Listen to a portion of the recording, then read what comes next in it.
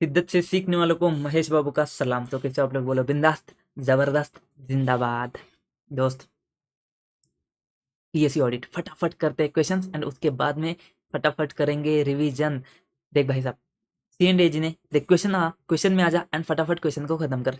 सीएनडीजी ने क्या किया है? अपॉइंट किया है वर्मा एंड एसोसिएट को। ठीक है, वर्मा एंड एसोसिएट कौन है? एक सीए का फर्म है। To conduct performance audit, to conduct performance audit, to conduct performance audit, to conduct performance audit. Sir कैसे अटका क्यों है? आगे जाने दो। ऑफ एमएपी लिमिटेड, वो कौन है? वो है तुम्हारा public sector undertaking of government of India. The firm conducted the audit with a view to check all the expenses of the unit are in conformity with the public interest and publicly accepted customs. The audit report submitted by the audit firm was rejected by CNDG. Give your opinion on the action of CNDG. देख भाई, उसको appoint किया था performance audit करने के लिए। उसने क्या किया? चेक किए सारे एक्सपेंसेस। भाई एक्सपेंसेस का ऑडिट कौन सा होता है? प्रोप्राइटी ऑडिट होता है।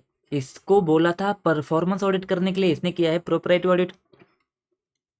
ठीक है, तो भाई सीएनडीजी क्या करेगा? रिपोर्ट को रिजेक्ट ही करेगा ना, और क्या करेगा भाई साहब? ठीक है, तो भाई साहब इसको बोला था क्या? परफॉर्मेंस ऑडिट करने के लिए। इसने किया है प्रोप्राइटी ऑडिट, इसने किया है एक्सपेंसेस को चेक कि वो एक्सपेंसेस पब्लिक इंटरेस्ट में है कि नहीं है एंड पब्लिकली एक्सेप्टेड कस्टम्स के हिसाब से है कि नहीं है। भाई साहब तो बात को समझ, क्वेश्चन तेरे को समझ में आया कि उसको बोला था परफॉर्मेंस ऑडिट करने के लिए, उसने किया है प्रोप्राइटी ऑडिट। ठीक है, अब तुझे समझेगा ये नहीं कि भाई साहब इसमें लिखना क्या है, इसमें कौन से पॉइंट लिखने हैं। तूने परफॉर्मेंस ऑडिट के बारे में लिखना है कि तूने प्रोप्राइटी ऑडिट के बारे में लिखना है।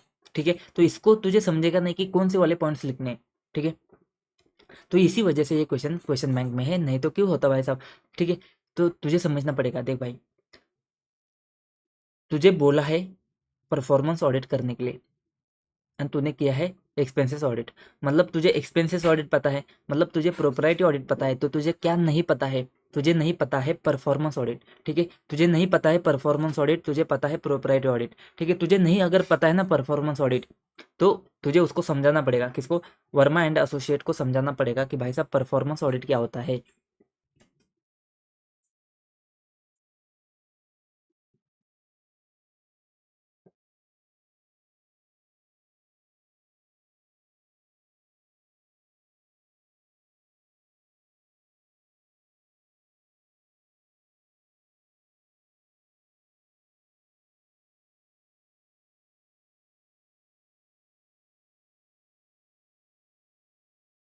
तुझे समझाना पड़ेगा कि परफॉर्मेंस ऑडिट क्या होता है। वर्मा को समझा कि भाई परफॉर्मेंस ऑडिट क्या होता है। उसको बोला था परफॉर्मेंस ऑडिट करने के लिए, तो उसने करना था परफॉर्मेंस ऑडिट, लेकिन उसने किया क्या है? Propriety audit. तो उसको नहीं पता है, क्या नहीं पता है? परफॉर्मेंस ऑडिट क्या होता है नहीं पता है। तो वो क्या कर ले, तू समझा उसको परफॉर्मेंस ऑडिट क्या होता है। तो पॉइंट किसके आएंगे?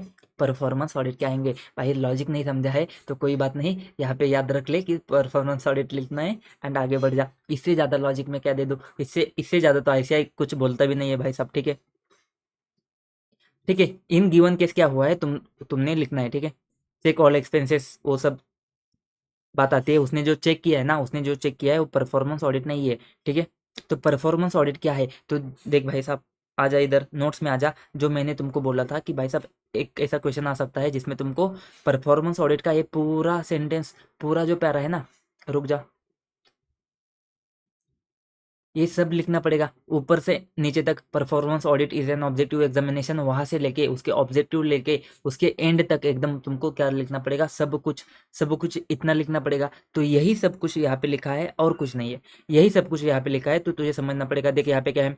ऑब्जेक्टिव एग्जामिनेशन, एक परफॉर्मेंस ऑडिट का होता है डेफिनेशन, तो यहाँ पे डेफिनेशन लिखा है एंड तक। ठीक है, ये पूरा डेफिनेशन है। फिर उसने क्या बोला है कि परफॉर्मेंस ऑडिट कौन कंडक्ट करता है? तो supreme audit institution C and AG, Indian audit and account department.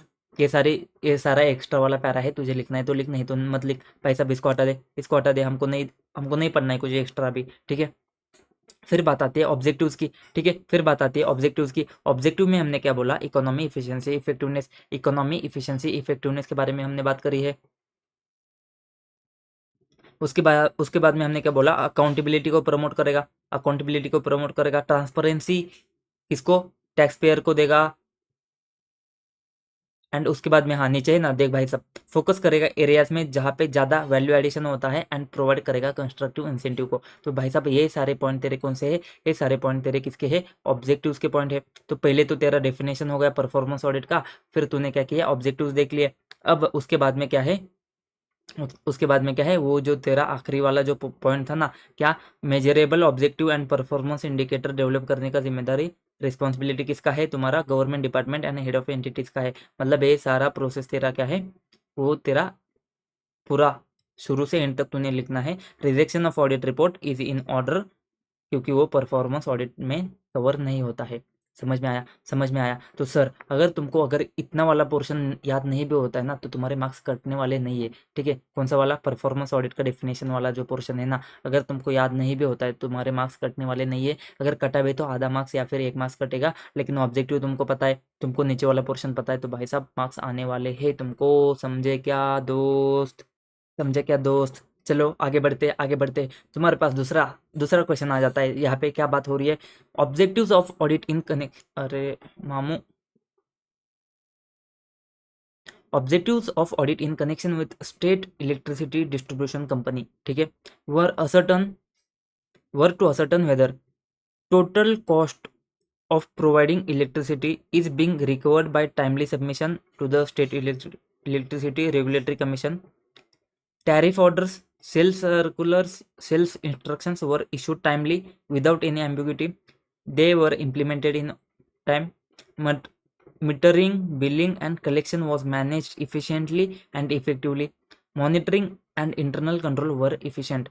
What kind of audit is referred in the above scenario? Also briefly discuss the steps suggested to the auditor for planning such audit. भाई साहब सबसे पहले audit को तुमको क्या करना है, audit को तुमको फाइंड करना है। सबसे पहले तुमको क्या करना है, ऑडिट को फाइंड करना है। तो देख भाई साहब, तेरे पास ऑडिट कितने हैं, फाइनेंशियल ऑडिट है, कंप्लायंस ऑडिट है, परफॉर्मेंस ऑडिट है, प्रोप्राइटरी ऑडिट है, कंप्रहेंसिव ऑडिट है, ठीक है। तो कंप्रहेंसिव ऑडिट तो तेरा नहीं आएगा, क्योंकि वो एक लाइन के पॉइंट है, तो उसमें ये चीज़ कवर नहीं होती है, ठीक है। सबसे पहले फाइनेंशियल ऑडिट को हटा, फाइनेंशियल ऑडिट को हटा, फाइनेंशियल ऑडिट हटा दिया तूने। फिर आती है कंप्लायंस ऑडिट, कंप्लायंस ऑडिट आता है, परफॉर्मेंस ऑडिट आता है, मान ले, ठीक है, कंप्रहेंसिव भी पकड़, कंप्रहेंसिव ऑडिट आता है, एंड तेरा कौन सा है, प्रोप्राइटरी ऑडिट आता है, ठीक है। तो प्रोप्राइटरी ऑडिट कब आता है, जब तेरा एक्सपेंडिचर की बात होती है। तो इसमें किधर भी एक्सपेंडिचर की बात हो रही है क्या, नहीं हो रही है, तो प्रोप्राइटरी ऑडिट हटा दिया तूने। फिर बात आती है तेरा कॉम्प्रहेंसिव ऑडिट। तो मैंने बोला कॉम्प्रहेंसिव में वो वही वाला पॉइंट है, एक ही आंसर है, वही 7-8 पॉइंट है, एंड वो उसमें से तुम्हारे यहाँ पे कुछ पॉइंट दिखते हैं क्या, तुमको नहीं दिखते।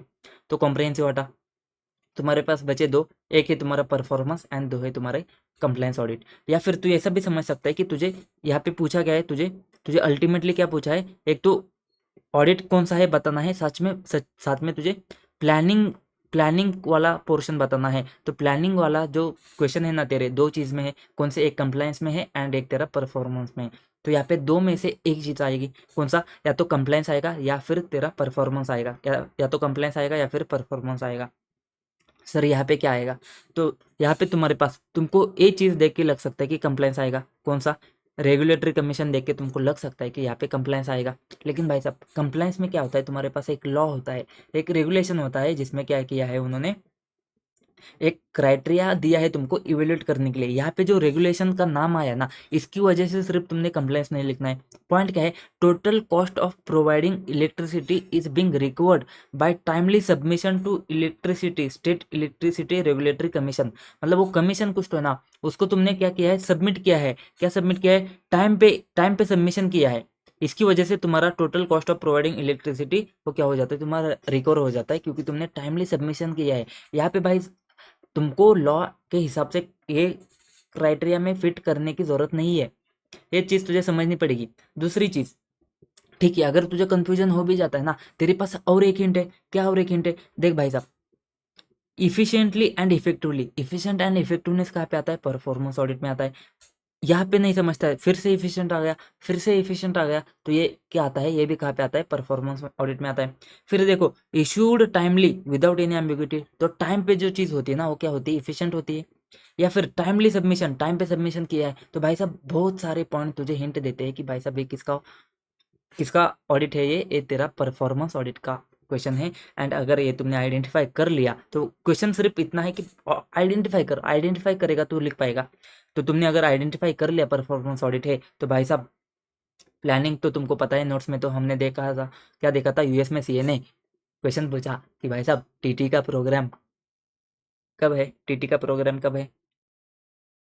फिर भाई साहब ये बहुत ही घटिया सा क्वेश्चन है। एंड भाई साहब May 24 में अभी ऐसे ही क्वेश्चन आ रहे हैं भाई साहब, देखो एमटीपी May 24। तो भाई साहब ये आईसीआई को क्या हो गया पता नहीं भाई साहब, पूरा चेंज ही कर दिया ऑडिट को यार। ठीक है, क्या बात आती है, DBT direct benefit transfer is a major reform initiative of government of India. तो इसके बारे में हमने लेक्चर में बात करी कि भाई साहब डीबीटी करेगा तो क्या करेगा, सीधा डायरेक्टली उसके अकाउंट में ट्रांसफर करेगा पैसे, to ensure better and timely delivery of benefit from the government to the people. It marks as a, ठीक है, ये सब सब फालतू की बातें है। डायरेक्टली बैंक अकाउंट में जा रहे हैं पैसे, बेनिफिशियरी रिमूव करते हैं, लीकेज वगैरह, enhancing financial position, financial inclusion, ये सब बातें। ठीक है, क्वेश्चन क्या पूछना है देख भाई साहब, the office of C and AG is likely to undertake performance audit. ठीक है, उसको परफॉर्मेंस ऑडिट करना है। What are likely to objectives, what are likely to be the objectives of such performance audit. तो सबसे पहले पूछा है कि ऑब्जेक्टिव क्या होंगे परफॉर्मेंस ऑडिट के। तो हमारे क्या ऑब्जेक्टिव होते हैं, इकोनॉमी, एफिशिएंसी, इफेक्टिवनेस, उसके बाद में ट्रांसपेरेंट होना चाहिए, वो वाले सारे 4-5 पॉइंट तेरे फोकस करता है वैल्यूएडिशन के ऊपर, वो सारे अकाउंटेबिलिटी एंड वो जो तुमने पॉइंट पढ़े हैं अभी ऊपर, यहाँ पे ऊपर क्वेश्चन में पढ़े हैं, वो सारे तुम्हारे ऑब्जेक्टिव्स।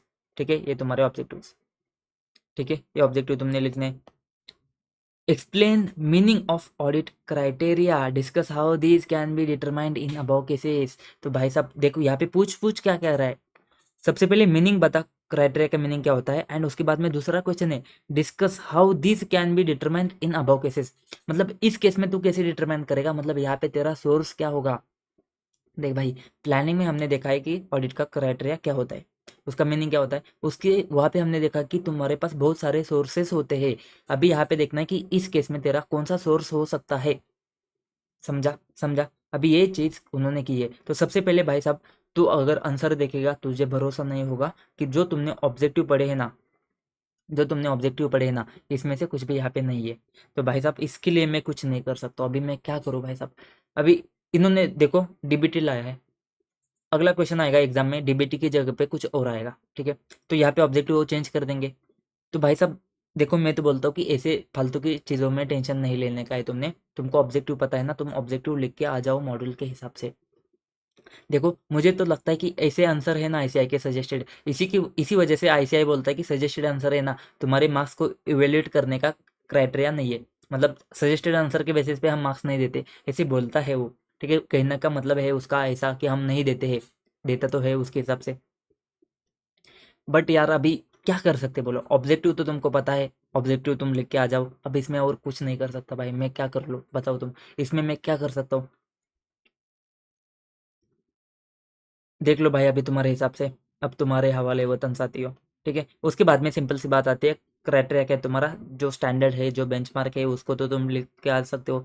ठीक है, वेदर प्रोग्राम मेटे और एक्सीड एक्सपेक्टेशन, वो क्या होता है तुम्हारा, रीजनेबल, अटेनेबल, अचीवेबल, क्या है तुम्हारा, इकोनॉमी, इफिशियंसी एंड इफेक्टिवनेस के अगेंस्ट में। तो वो सारी चीज़ें हमने कहाँ पे देखी है, हमने planning the performance audit, US में सीए ने क्वेश्चन पूछा, सी क्या था, क्राइटेरिया था। ठीक है, तो इस केस में क्या होगा भाई साहब, इस केस में वेरियस डॉक्यूमेंट्स जो गवर्नमेंट ने इशू किए हैं, जैसे तुम्हारे पास क्या है, instruction, standard operating procedures, manual, guideline, ये सारी चीज़ें तुम कर सकते हो। अगर तुमको यहाँ पे लिखना है ना तो वहाँ पे तुम क्राइटेरिया के पॉइंट भी लिख सकते हो। क्राइटेरिया के पॉइंट याद आ रहे क्या, याद आ रहे क्या, देख भाई सबसे पहले क्या था, पॉलिसी, प्रोसीजर, डॉक्यूमेंट, गाइडलाइन, वो सारे डायरेक्टिव चेक कर लो। फिर प्रोसीजर वाला सीन देख लो, प्रोसीजर वाला। ठीक है, प्रोसीजर से अगर तुमको नहीं समझता है तो दूसरों की थाली में जाके देखो, क्राइटेरिया किसी और पॉलिसी में या फिर ऑर्गेनाइजेशन ने, एंटिटी ने जो अपलोड किया है उससे भी नहीं समझता है तो भाई साहब एक्सपर्ट की ज़रूरत है तुमको, एक्सपर्ट को बुलाओ। एक्सपर्ट को बुलाने के बाद भी नहीं समझता है तो साइंटिस्ट की ज़रूरत है, साइंटिफिक नॉलेज चाहिए। साइंटिस्ट आता है तो क्या करेगा, रिसर्च करेगा। ठीक है, उसके बाद में नया वाला क्वेश्चन, एक क्वेश्चन क्या है, एक क्या बात करता है देखो, during the course of audit state government department the office of CNDAG observe that prescribed law in the state, उसने डिफाइन किया है flat based on the following two criteria. तो भाई साहब यहाँ पे लॉ ने क्राइटेरिया दिया है, उन्होंने फ्लैट का डेफिनेशन दिया है। उन्होंने क्या बोला है, फ्लैट के लिए क्राइटेरिया इशू किया है। क्या बोलता है कि दो चीज़ों के ऊपर डिपेंड होगा। क्या, एक तो ड्वेलिंग यूनिट के ऊपर, अगर वो थ्रेशोल्ड से एक्सीड करते हैं, एंड दूसरा है तुम्हारा टोटल एरिया के ऊपर, अगर वो थ्रेशोल्ड से सरपास करता है। तो दो चीज़ों के ऊपर तुम्हारा क्या है, यहाँ पे डेफिनेशन है, एक तो ड्वेलिंग यूनिट के ऊपर एंड टोटल एरिया के ऊपर। However, it was noted during the audit that the relevant database did not include column for entering the area। मतलब एरिया वाला जो पोर्शन है ना, इसमें टोटल एरिया, इसको भाई साहब उसको डालने के लिए जगह ही नहीं है, उसमें कॉलम ही नहीं है। मतलब भाई साहब बहुत गड़बड़ है। Consequently, a certain number of buildings were identified as a flat, even though they had fewer dwelling units than the threshold limit. In the absence of the data regarding the area, team directed physical verification incorrectly classify किया है flat वगैरह। ठीक है, question क्या पूछा है, identify the type and nature of audit CNDG ने perform किया, to whom the report of such audit was likely to have been submitted। सबसे पहले आइडेंटिफाई टाइप एंड नेचर। तो भाई साहब सीधे सीधे दिख क्या रहा है, फाइनेंशियल ऑडिट है क्या, नहीं है भाई साहब। परफॉर्मेंस ऑडिट है क्या, परफॉर्मेंस तो चेक ही नहीं हो रहा है यहाँ पे।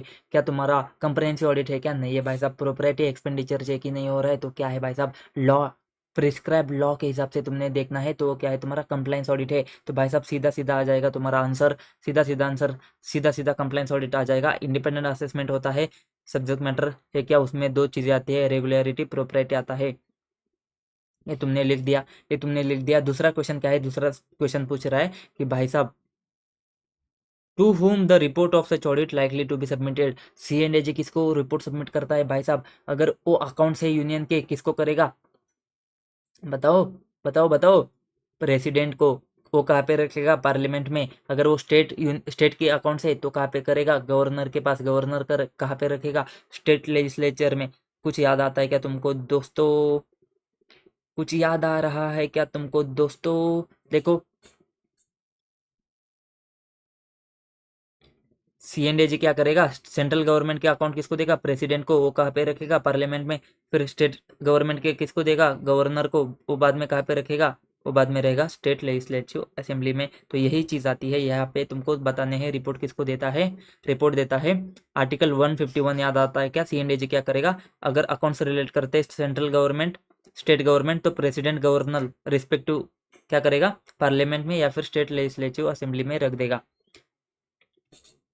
द चलना the report related to state department क्या करेगा, गवर्नर ऑफ स्टेट को देगा स्टेट लेजिस्लेटिव असेंबली में। देख यहाँ पे है state government department, state government department है तो कहाँ पे देगा, स्टेट लेजिस्लेटिव असेंबली में। बात खत्म, आखिरी वाला क्वेश्चन है, फटाफट खत्म।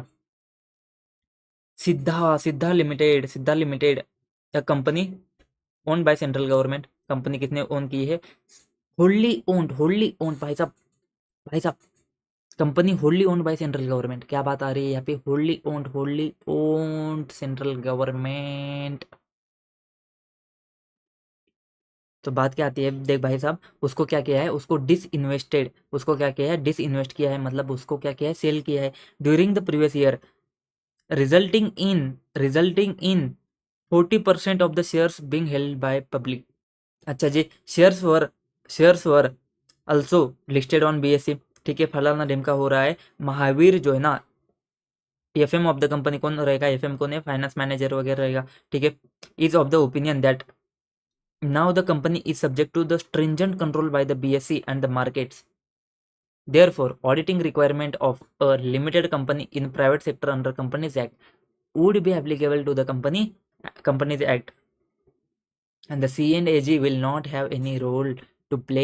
कमेंट करो भाई साहब। ऐसा क्वेश्चन आता है ना, सबसे पहले जाके देखो क्या भाई साहब किसका कितना कंट्रोल है, किसका कितना कंट्रोल है। तुमने देखा तो है भाई 40% है, लेकिन तुम्हारे ध्यान में ऐसे रहेगा कि भाई साहब सेंट्रल गवर्नमेंट का 40% है, बट यहाँ पे ऐसा लिखा नहीं है। यहाँ पे क्या लिखा है, 40% बचा है पब्लिक के हाथ में।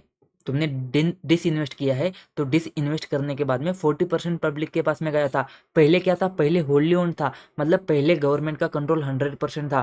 फिर तुमने डिस इन्वेस्ट किया है, 40% पब्लिक के पास गया है, ऐसा क्वेश्चन ने बोला है। तो इसका मतलब क्या, इसका मतलब कि 60% अभी भी तुम्हारे हाथ में है, किसके पास है, सेंट्रल गवर्नमेंट के हाथ में है। इन चीज़ के ऊपर तुमने ध्यान देना है ऐसे वाले क्वेश्चन में।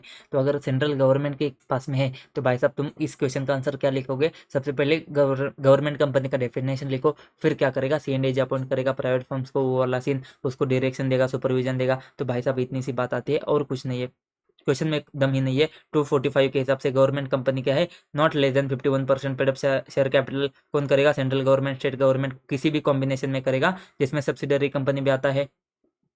Auditor of this government companies are the firms of chartered accountant appointed by C&AG।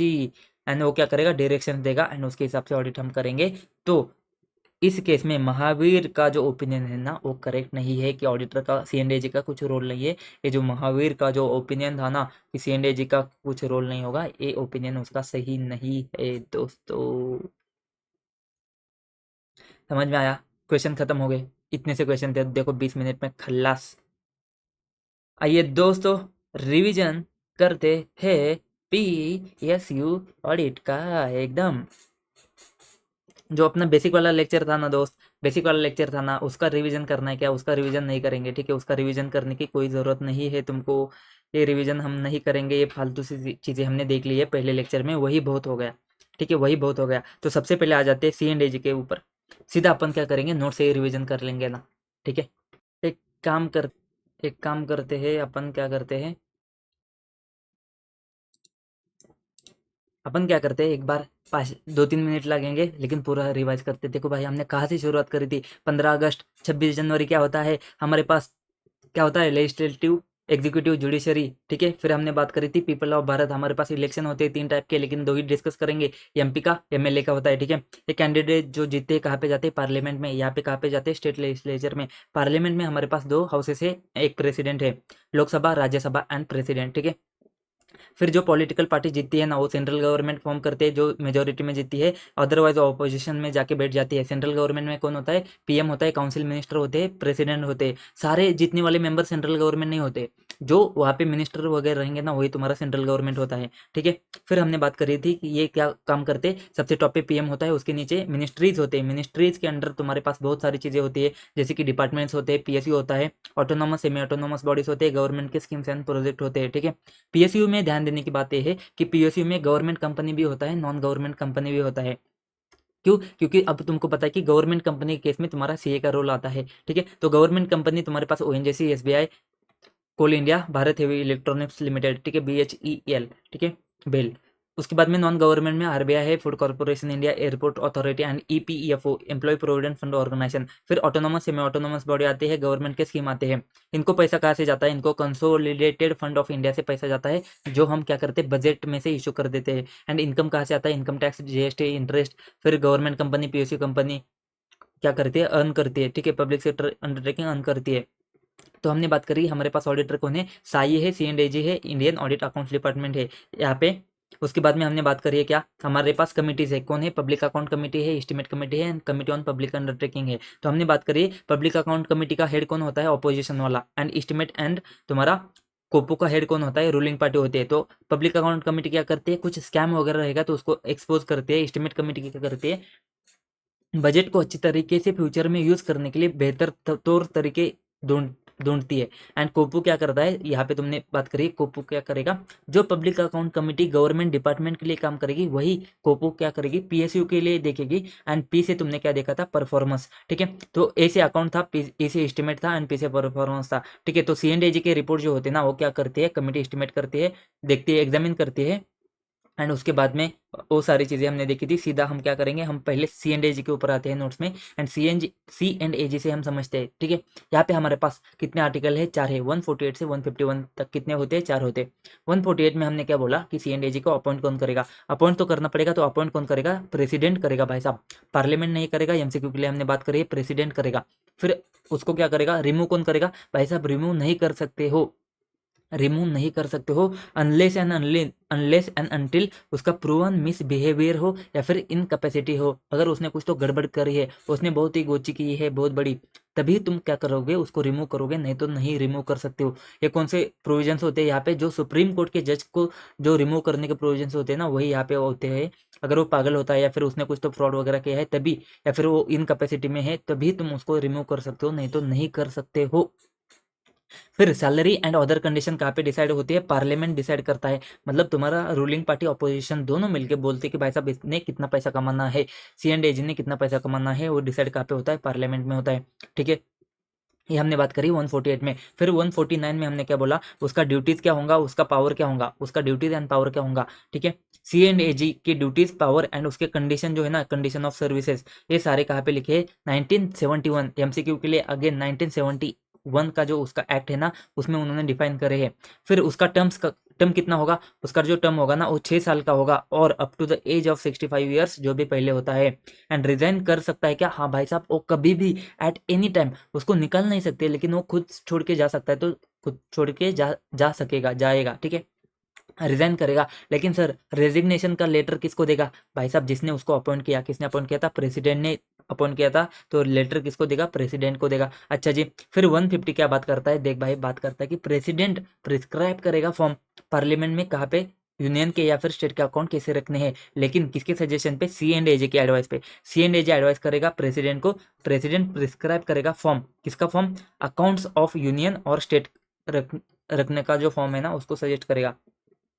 ठीक है, फिर बात आती है कि आर्टिकल 151 इतनी सी बात करता है, ऑडिट रिपोर्ट ऑफ सीएनएजी। अगर वो रिलेट करते हैं अकाउंट्स, किसके अकाउंट्स, अकाउंट्स अगर सेंट्रल गवर्नमेंट के हैं तो शुड बी सबमिटेड टू किसको, प्रेसिडेंट को सबमिट करेगा, एंड प्रेसिडेंट बाद में क्या करेगा, उसको पार्लियामेंट में who shall cause them to laid before parliament. And अगर audit report of C and AG relating to accounts of state government है तो कहाँ पे देगा, गवर्नर को देगा, एंड वो बाद में कहाँ पे रखेगा, स्टेट लेजिस्लेटिव असेंबली में रखेगा।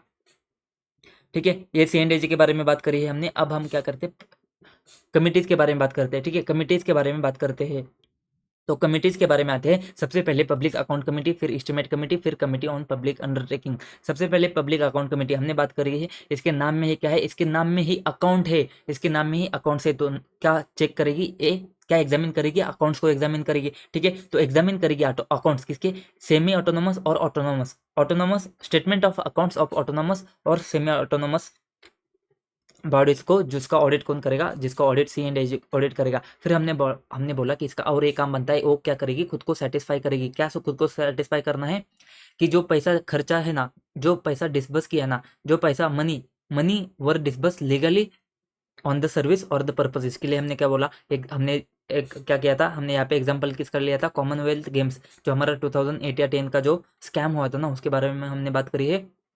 चेयर एंड टेंट के ऊपर उन्होंने खर्चा किया है, तो that money were disburse legally on the service और द पर्पस। तो बात इंपॉर्टेंट क्या आती है, उस पर्पस के लिए उन्होंने खर्चा किया है क्या, जिसके लिए उन्होंने अप्लाई किया है। ठीक है, तो दूसरी बात आती है कि that the expenditure incurred were was authorise. तो यहाँ पे हमने बात करी 1,500 के आसपास कुछ तो ऑथोराइज किया था, 20,000 के आसपास उन्होंने खर्चा एक्चुअल में किया है।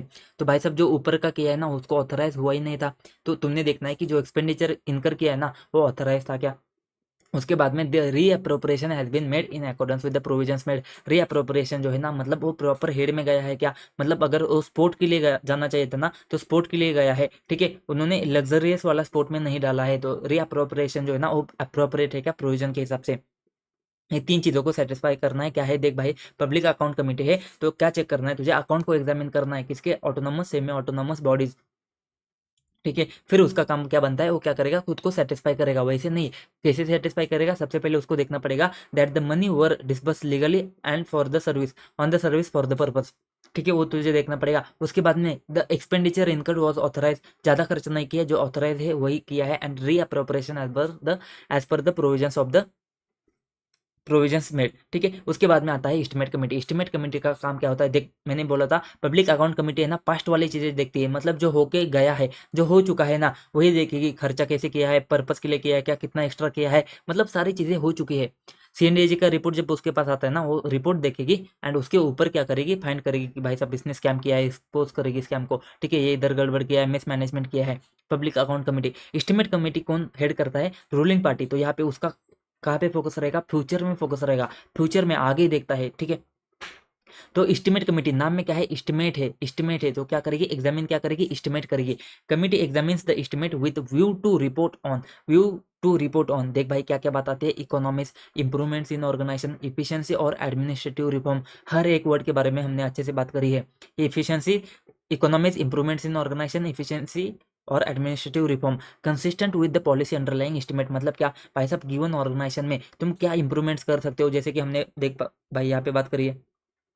देख भाई यहाँ पे हमने बात करी कि कॉस्ट को कम करके तुम्हारा क्वांटिटी क्वालिटी को सेम रख के तुम क्या कर सकते हो, जैसे राइस का प्रोक्योरमेंट कैसे करेगा, सेंट्रलाइज डिसेंट्रलाइज। फिर हमारा इंप्रूवमेंट इन ऑर्गेनाइजेशन, जो रेशन जो कार्ड था ना वो डिजिटल किया, या फिर मशीन ले आया तुम्हारा फिंगरप्रिंट सेंसर का, ठीक है, बायोमेट्रिक वाला मशीन। फिर इफिशिएंसी एडमिनिस्ट्रेटिव रिफॉर्म में हमने क्या बात करी, डीबीटी, डायरेक्ट बेनिफिट ट्रांसफर, ये सारी बातें हमने करी थी। लेकिन ये सारी चीज़ें कहाँ पे होनी चाहिए, consistent with policy underlying estimate. मतलब जो पॉलिसी बनी है ना उसके ऊपर तुम कमेंट नहीं करोगे, वो पॉलिसी को बेहतर बनाने के लिए। मतलब ये नहीं कहोगे कि भाई साहब पॉलिसी तुम्हारा गलत है, ये तुम्हारा ऑब्जेक्टिव नहीं होना चाहिए, ऐसे नहीं करेगी, ठीक है। जो पार्लियामेंट ने एक्सेप्ट किया ना पॉलिसी, जो पार्लियामेंट से पास होके आया ना, वो भाई पॉलिसी तुम्हारा अभी ऑब्जेक्टिव है, अब उसको बेहतर बनाने के लिए सोचो। तो consistent with the policy underlying estimate, तो report what economics, improvements in organisation, efficiency, administrative reform consistent with the policy underlying estimate में बी इफेक्टेड। सजेस्ट कर सकता है कि अल्टरनेटिव पॉलिसी, हाँ भाई साहब सजेस्ट कर सकता है कि भाई साहब ऐसा करने से अच्छा है वो करो,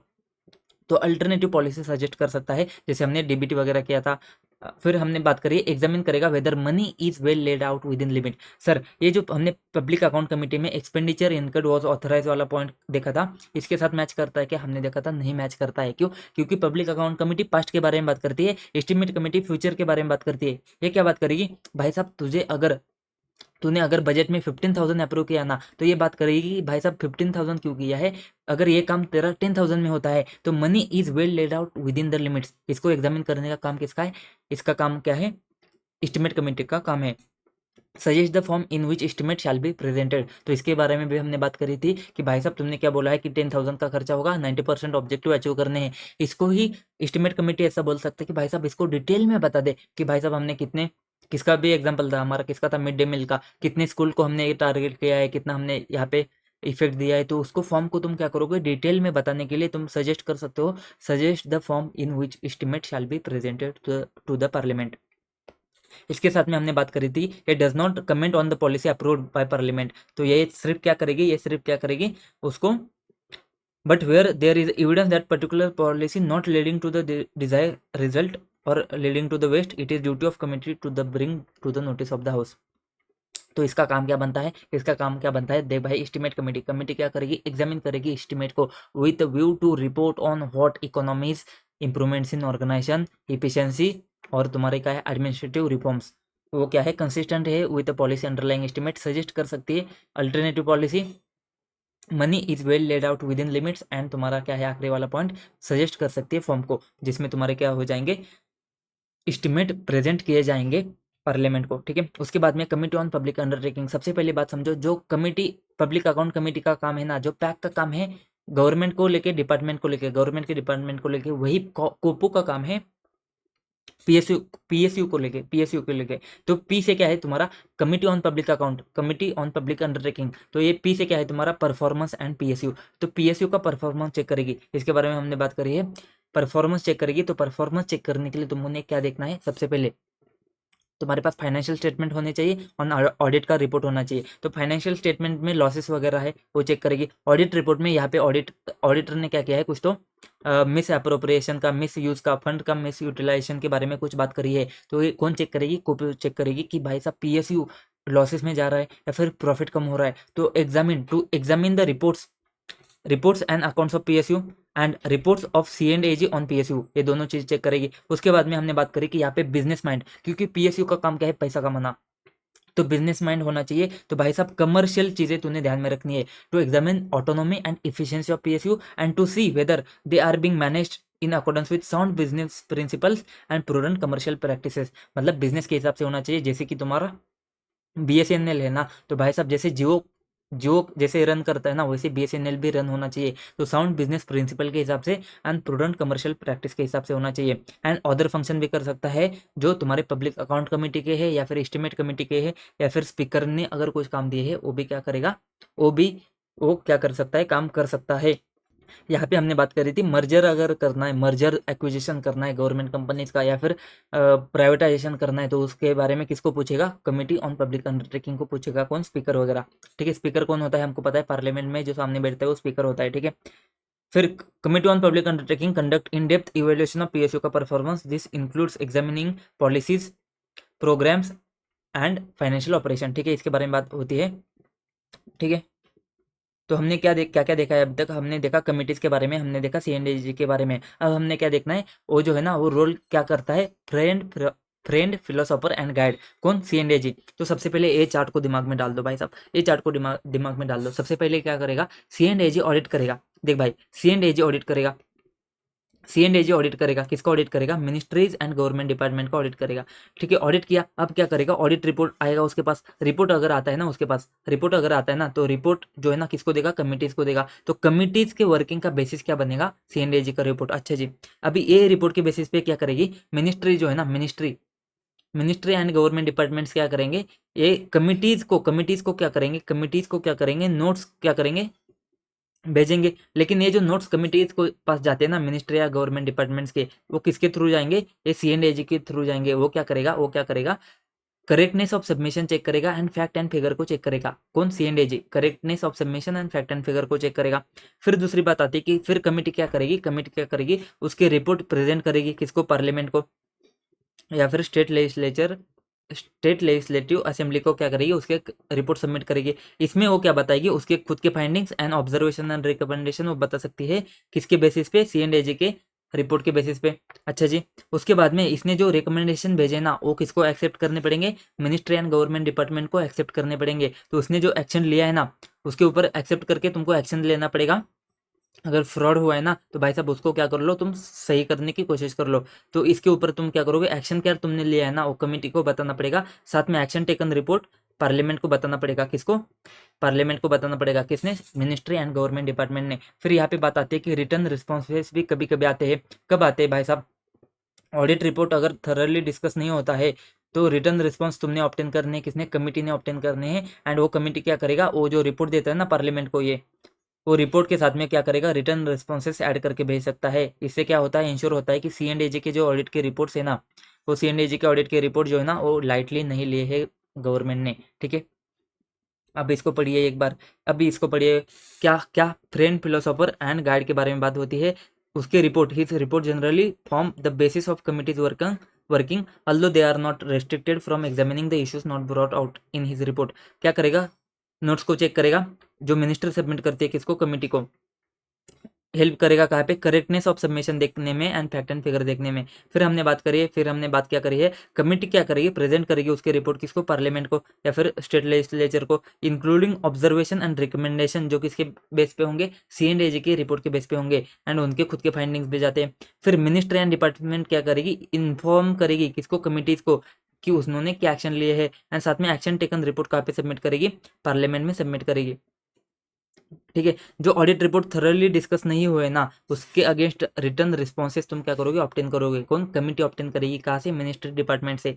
एंड ठीक है, एंड द रिस्पॉन्स में be incorporated into the reports जो प्रेजेंट करते हैं पार्लियामेंट को। एंड साथ में इससे क्या इंश्योर होता है कि ऑडिट रिपोर्ट जो है ना वो गवर्नमेंट क्या करती है, लाइटली नहीं लेती है, even if the entire report are not fully debated. उसके बाद में ऑब्जेक्टिव भाई साहब छोड़ दो, ऑब्जेक्टिव के बारे में बात नहीं हो रही है यहाँ पे। उसके बाद में हम आते हैं, हमने बात करी है बेसिक एलिमेंट्स ऑफ PSU। ठीक है, यहाँ पे हमारे पास 3 पार्टीज होते हैं, 3 टर्म्स होते हैं एंड 2 टाइप्स ऑफ एंगेजमेंट होते हैं।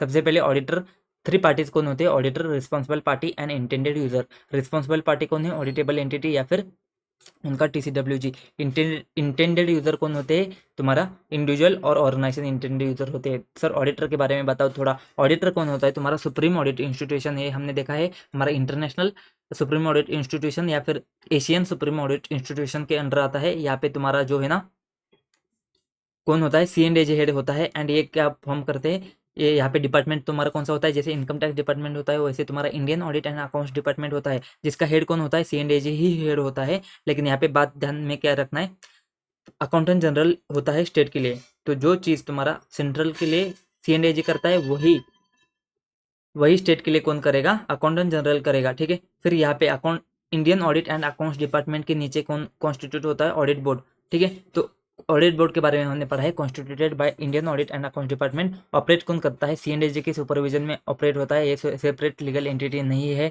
इंडस्ट्री एक्सपर्ट होते हैं, PSU के मैनेजमेंट का डिसीजन को वेरीफाई करते हैं, रिव्यू करते हैं, डिस्कस करते हैं PSU के मैनेजमेंट के साथ में, गवर्नमेंट के डिपार्टमेंट के साथ में। एंड इसके जो अप्रेजल आते हैं ना वो कहाँ पे जाते हैं, CNDAG के रिपोर्ट में जाते हैं। अब तुमको पता है कि भाई साहब ये एंड में जब आता है ना तो ऑडिट बोर्ड के कुछ कुछ चीज़ें एंड में CNDAG के रिपोर्ट में आती है। यहाँ पे जो CNDAG है ना भाई साहब, हम क्यों पढ़ते हैं ये सब, ये पूरा चैप्टर हम क्यों पढ़ रहे हैं, क्योंकि भाई साहब गवर्नमेंट कंपनी है। गवर्नमेंट कंपनी कौन आती है, गवर्नमेंट कंपनी कंपनीज एक्ट में आती है, तो यहाँ पे हमको ऑडिट करना पड़ता है। तो गवर्नमेंट कंपनी कौन है, central government not less than 51%, state government not less than 51%, या फिर सेंट्रल एंड स्टेट गवर्नमेंट, या फिर कोई भी state government not less than 51%, not less than 51%। 51% की बात होती है, अगर वो हेल्ड करता है तुम्हारा किसी कंपनी में, वो कंपनी बन जाती है गवर्नमेंट कंपनी।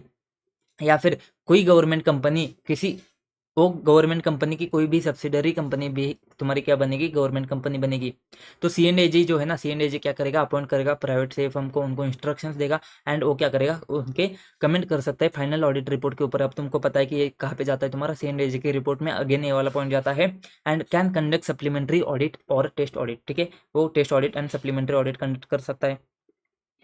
तो यही तुम्हारे ऊपर के जो हमने पॉइंट छोड़े ना, यही पॉइंट है। देख भाई साहब, ये गवर्नमेंट कंपनी क्या होती है इसके बारे में यहाँ पे लिखा है, ये कैसे होता है, एंड ऑडिट बोर्ड के बारे में यहाँ पे लिखा है, और कुछ टेंशन नहीं है, ठीक है। आजा नीचे। फिर यहाँ पे एलिमेंट में हमने देखा ऑडिटर देखा, रिस्पॉन्सिबल पार्टी देखा, इंटेंडेड यूजर देखा। अब बताते हैं subject matter criteria and subject matter information के बारे में। तो भाई साहब सिंपल सी बात है, इन्फॉर्मेशन कंडीशन एक्टिविटी जिसको एग्जामिन किया जाएगा अगेंस्ट क्राइटेरिया, ठीक है।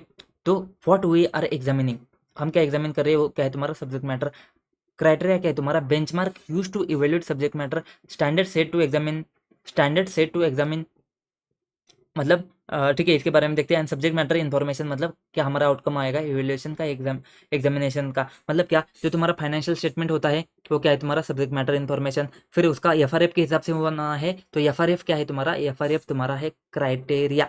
एंड उसके बाद में तुम जो आखिरी में बोलते हो कि FS as per applicable FRF है, वो क्या है तुम्हारा, वो तुम्हारा क्या है सब्जेक्ट मैटर इन्फॉर्मेशन। तो हमारे केस में क्या होता है, जैसे कि हम क्या करते हैं, फाइनेंशियल परफॉर्मेंस PSU का चेक करते हैं, वो फाइनेंशियल स्टेटमेंट क्या है उसके सब्जेक्ट मैटर। फिर हम क्या करते हैं, गवर्नमेंट ने जो रेवेन्यू के टारगेट दिए है, कॉस्ट इफिशियंसी के स्टैंडर्ड दिए हैं, वो हमारे लिए क्या है क्राइटेरिया। एंड हमारा सब्जेक्ट मैटर इन्फॉर्मेशन क्या आता है, PSU ने 90% टारगेट अचीव किए, बट ओवर स्पेंड किया है 200 करोड़ से, 800 करोड़ से, 250 करोड़ से। हमारे पास 2 टाइप्स ऑफ एंगेजमेंट आते हैं दोस्तों, अटेस्टेशन एंगेजमेंट। अटेस्टेशन एंगेजमेंट मतलब क्या, जैसे हमारा TCWG मैनेजमेंट क्या करता है, रिस्पॉन्सिबल है PPFS को FRF के हिसाब से बनाने के लिए, वैसे ही रिस्पॉन्सिबल पार्टी मेजर करता है एंड इवेल्युएट करता है क्या, सब्जेक्ट मैटर को अगेंस्ट क्राइटेरिया।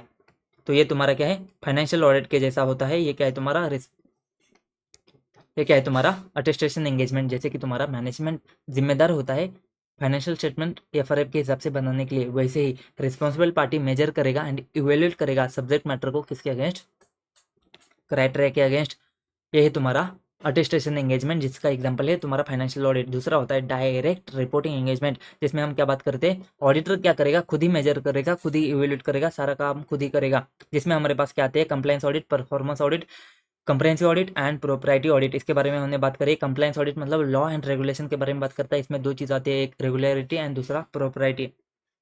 परफॉर्मेंस ऑडिट यहाँ पे हम क्या करते हैं, ऑब्जेक्टिव अचीव होते हैं क्या हमारा, यहाँ पे हमने इकोनॉमी, इफिशिएंसी, इफेक्टिवनेस के बारे में बात करते हैं। कंप्रेहेंसिव ऑडिट है ना, ये तुम्हारा कॉम्बिनेशन होता है financial compliance and performance audit के बारे में, जहाँ पे तुम्हारा एक सब्जेक्ट मैटर होता है एंड बहुत मल्टीपल क्राइटेरिया होते हैं। फिर प्रोप्राइटी ऑडिट आता है, जहाँ पे हमारा एक्सपेंडिचर जो है ना, हम पब्लिक इंटरेस्ट में किया है क्या, हमने देखते हैं, एंड डिसीजंस फाइनेंशियल प्रूडेंट है क्या, इथिकल है क्या, ये भी चीज़ हम क्या करते हैं, देखते हैं, ठीक है।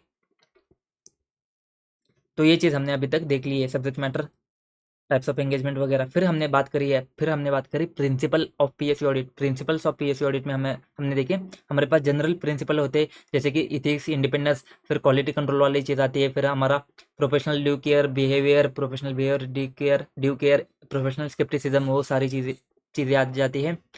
ऑडिट का टीम का skill, audit team management and उसका स्किल, फिर तुम रिस्क, मटेरियलिटी, डॉक्यूमेंटेशन, कम्युनिकेशन, वो सारी चीज़ें तुम्हारी आ जाती है। ठीक है। प्रिंसिपल ऑडिट रिलेटेड ऑडिट के प्रोसीजर्स में हमने क्या क्या बात करी थी, देख भाई साहब, प्लान होता है, प्लान के बाद में कंडक्ट होता है, एंड उसके बाद में तुम्हारा रिपोर्ट होता है। प्लान में क्या करेगा, सबसे पहले टर्म्स ऑफ एंगेजमेंट के बाद में तो क्या करेगा, अंडरस्टैंड करेगा एंटिटी का। अंडरस्टैंड करने के बाद में तो क्या करेगा, रोमम फाइंड करके प्लान को डेवलप करेगा। प्लान को डेवलप किया तो प्लान के हिसाब से जो तुमने प्रोसेस प्लान किए थे ना, उसको तुम क्या करेगा, परफॉर्म करोगे। परफॉर्म करने के बाद में तुम क्या करोगे, साई ऑप्टेन करोगे। फिर उसके बाद में तुम क्या करोगे, साई को इवेल्युएट करोगे, उससे कंक्लूजन के ऊपर आओगे, एंड उसको तुम रिपोर्ट करोगे, एंड साथ में फॉलोअप करोगे। इतनी सिंपल सी बात आती है। एंड फाइनेंशियल ऑडिट में क्या होता है, तुम एक्सप्रेस करते हो ऑडिट ओपिनियन। ध्यान में रख, CNAJ क्या करेगा, एक्सप्रेस करेगा opinion, and to enhance the degree of confidence of intended user. फिर ये जो प्लान कंडक्ट रिपोर्ट है ना, इसके बारे में ही हमने कंप्लायंस ऑडिट में बात करी थी। तो सबसे पहले कंप्लायंस ऑडिट क्या होता है, compliance audit is the independent assessment of whether given subject matter is in compliance with the applicable criteria. ठीक है। तो यहाँ पे compliance audit is concern with regularity and propriety, adherence of subject matter to the formal criteria coming from the relevant law, regulation, agreement. ठीक है। Propriety में क्या होता है, तुम्हारा ऑब्जर्वेंस ऑफ जनरल प्रिंसिपल। अब तुझे समझेगा, देख भाई, अब तुझे अच्छे से समझेगा। General principle governing sound financial management and ethical conduct of public official. फिर कंप्लायंस ऑडिट तुम्हारा सेपरेट भी हो सकता है, FX ऑडिट के साथ में भी हो सकता है, परफॉर्मेंस ऑडिट के साथ में भी हो सकता है। कंप्लायंस ऑडिट का प्रोसेस क्या होता है, तो हमने ऊपर बात करी थी प्लान कंडक्ट एंड तुम्हारा रिपोर्ट। तो प्लान कंडक्ट रिपोर्ट, तो सबसे पहले रिपोर्ट के ऊपर आ जाओ। सेम टू सेम पॉइंट है, सिर्फ एक पॉइंट ऐड होता है, इंक्लूड होता है यहाँ पे रिस्पॉन्स। खत्म, रिपोर्ट खत्म। प्लान को यहाँ पे उन्होंने दो हिस्सों में डिवाइड किया है, एंड कंडक्ट को भी यहाँ पे इन्होंने दो बक्से में डिवाइड किया है। सबसे पहले प्लान को समझो। प्लान को इन्होंने एक नया बक्सा ऐड किया है, जहाँ पे जनरल प्रिंसिपल के बारे में बात होती है, and annual compliance audit plan के बारे में बात होती है। जनरल प्रिंसिपल तो हमने बहुत सारे देखे थे, यहाँ पे कौन से आएंगे, यहाँ पे इथिकल वाले आएंगे, एंड जो डायरेक्टली रिलेट करते हैं कंप्लायंस ऑडिट को, वो सिर्फ आएंगे। बाकी हमने बात करी थी, यहाँ से तो हमने आधा उठा दिया, यहाँ से तो हमने क्या किया, यहाँ से 2 पॉइंट उठा दिए, एंड यहाँ से 1 पॉइंट उठा दिया। क्या, एनुअल कंप्लायंस ऑडिट प्लान को डेवलप करो, तो डेवलप करो। एंड ये दो चीज़ें हमने क्या करी, नाम से ही उठा दी। एंड फिर हमने क्या देखा था, किसका ऑडिट कर रहे हो, ऑडिटेबल एंटिटी, ऑडिट के यूनिट्स कितने स्टेट में आता है, वो सारी चीज़ें तुमने प्लान करते समय देखनी है। फिर आता है तुम्हारा planning the compliance audit. Compliance audit को प्लान करना है, तो कंप्लायंस ऑडिट को प्लान करना है, तो भाई साहब यहाँ पे सबसे पहले बोलो yes yes yes yes yes yes yes yes. क्या होता है सर, स्कोप एंड ऑब्जेक्टिव, मतलब तुम्हारे कवरेज क्या क्या आने वाला है। स्ट्रेटेजी एंड प्लान को क्या करो करो डेवलप करो, एंड उसके बाद में सब्जेक्ट मैटर एंड क्राइटेरिया तो तुम्हारा आना ही आना है। तो सबसे पहले yes yes yes, scope, objective, strategy, plan, subject matter and criteria. उसके बाद में यस यस यस करके तुम क्या करो, शुरू हो जाओ। क्या शुरू हो जाओ, अंडरस्टैंड करो एंटिटी को, अंडरस्टैंड करो इंटरनल कंट्रोल को, अंडरस्टैंड करो रिस्क को आइडेंटिफाई कर लो। उसके बाद में मटेरियलिटी डिटरमाइन कर लो, ये कौन से वाला है, सिर्फ प्लानिंग वाला है। एंड उसके बाद में प्लान करो तुम्हारे ऑडिट के प्रोसेस। ठीक है, ये हमने देखा फालतू से पॉइंट से। फिर कंडक्ट करना है, तो भाई साहब सबसे सिंपल पॉइंट, सबसे पहले एविडेंस गैदर करो, तो एविडेंस गैदर कर लिया। फिर तुम क्या करो, सब सफिशिएंट एंड अप्रोप्रिएट है क्या देखो, अगर है तो कंक्लूजन फॉर्म करो, कंक्लूजन फॉर्म करके रिपोर्ट करोगे। अभी यहाँ पे उन्होंने कुछ एडिशनल पॉइंट दिए हैं, जैसे कि तुम कंप्लायंस ऑडिट में हो, तो यहाँ पे उन्होंने बोला कि नॉन कंप्लायंस चेक कर लो। तो तुम अभी यहाँ पे प्लानिंग करके आए हो, तो उन्होंने बोला कि प्लानिंग को कंटिन्यूअली अपडेट करते जाओ। फिर यहाँ पे उन्होंने बोला कि वहाँ पे तुमने मटेरियलिटी देखा था जो प्लानिंग के लिए था, यहाँ पे मटेरियलिटी देखो रिपोर्टिंग पर्पस के हिसाब से। एंड तुम डॉक्यूमेंटेशन, कम्युनिकेशन, क्वालिटी कंट्रोल तो हमेशा करते ही रहते हो, ऐसे फालतू की चीज़ें इन्होंने करी थी। फिर बात आती है परफॉर्मेंस ऑडिट के, डिफिनेशन तुम पढ़ लो। ऑब्जेक्टिव में क्या था, इकोनॉमी, इफिशिएंसी, इफेक्टिवनेस, अकाउंटेबिलिटी देखना है तुमने, ट्रांसपेरेंसी देखना है, वैल्यू एडिशन देखना है, एंड कंस्ट्रक्टिव इंसेंटिव देखना है। उसके बाद में तुमने क्या देखना है, देख भाई इंपॉर्टेंट पॉइंट क्या था, measurable objective and performance indicator किसकी जिम्मेदारी है, डेवलप करने की जिम्मेदारी किसकी है, तुम्हारा गवर्नमेंट डिपार्टमेंट या फिर हेड ऑफ एंटिटी की जिम्मेदारी होती है। ठीक है, उसके साथ में क्या था, डिफाइन इंटरमीडिएट, वो सारी बातें फालतू की थी।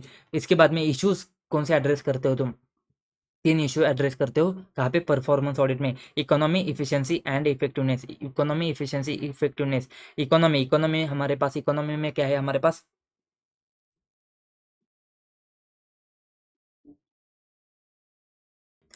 इकोनॉमी में हमारे पास कॉस्ट है, यहाँ पे तुमने कॉस्ट को कम रखने की कोशिश करनी है एंड क्वालिटी एंड क्वांटिटी तुम्हारा सेम होना चाहिए। तो वैसे ही तुमने यहाँ पे देखना है, यहाँ पे क्या देखना है, इकोनॉमी में क्या देखना है, ECO, CO से क्या बनता है तुम्हारा कॉस्ट, कॉस्ट से तुमने क्या देखना है, minimising resource cost while maintaining appropriate quality quantity and best price. तो यहाँ पे तुम्हारे कुछ फालतू के क्वेश्चन आते हैं, इसको तुमके पढ़ के जाना है तुमने, जैसे कि क्या कॉस्ट को तुम कम कर सकते हो क्या, क्या तुम्हारे पास लोवेस्ट अवेलेबल कॉस्ट है क्या, ऐसे प्रोसेस है क्या, ये सारे फालतू के पॉइंट तुमने पढ़ के जाने थे। फिर इफिशियंसी आता है, यहाँ पे आय आता है, आय से आता है तुम्हारा input output, input output ratio, ठीक है। आई से क्या आता है तुम्हारा इनपुट आउटपुट रेशो, ये क्या बोलता है कि तुम भाई साहब इनपुट को कम करने की कोशिश करो, आउटपुट को सेम रख के, या फिर इनपुट को सेम रखो एंड आउटपुट को बढ़ाने की कोशिश करो, मतलब इनपुट को मिनिमाइज करके आउटपुट को मैक्सिमाइज करने की बात होती है। तो यहाँ पे हमने एग्जाम्पल देखा था। अब इसको याद कैसे रखने पॉइंट्स, सबसे पहले परचेस आता है, परचेस करते हो तुम स्टोर में रखते हो, अलोकेट करते हो प्रोडक्शन को या फिर ऑपरेटिंग प्रोसीजर्स असेंबली वगैरह को।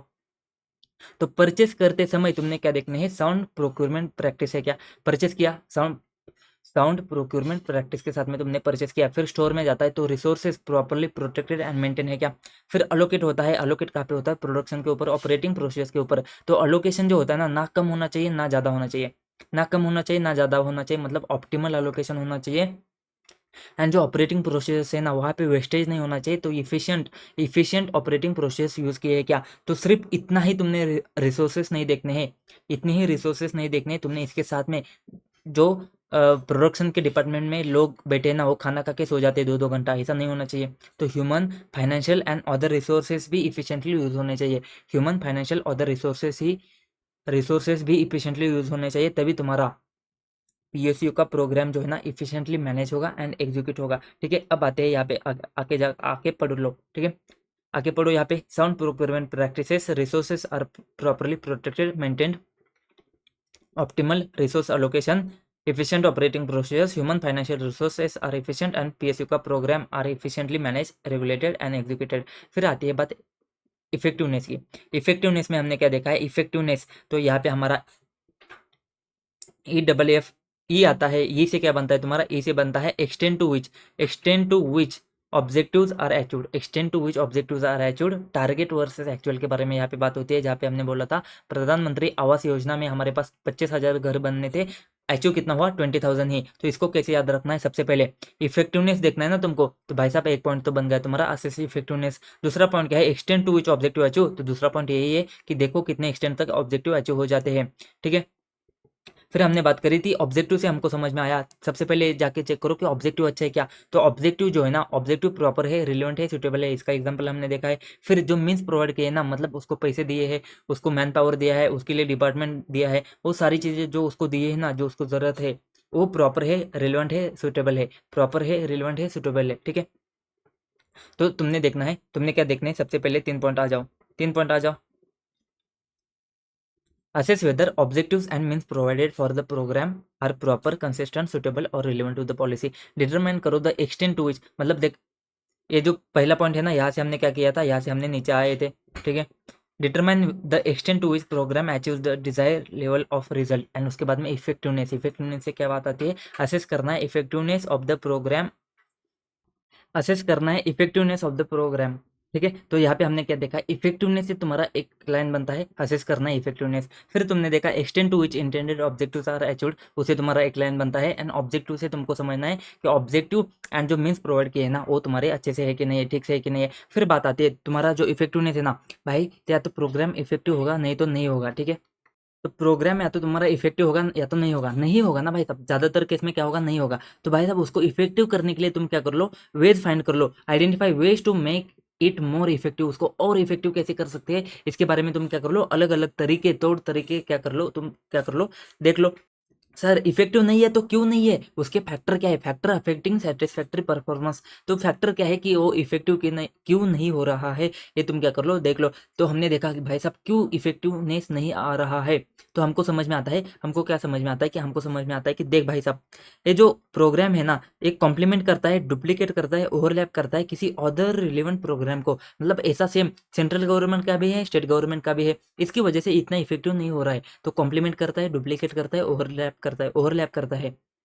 लेकिन इसके साथ में मैनेजमेंट का भी कुछ काम था, मैनेजमेंट को क्या देखना था, अल्टरनेटिव्स कुछ है क्या, मतलब देख भाई साहब तू जा दूसरे देश में जाके देख, दूसरे देश में जाके देख कि भाई साहब वहाँ पे कैसे वर्कआउट होता है, वहाँ पे पब्लिक ट्रांसपोर्ट कैसा है, यहाँ पे पब्लिक ट्रांसपोर्ट कैसा है, तो उस प्रोग्राम को इफेक्टिव करने के लिए, to yield desire result more cost effectively, तो क्या कर ले, अल्टरनेटिव फाइंड कर ले।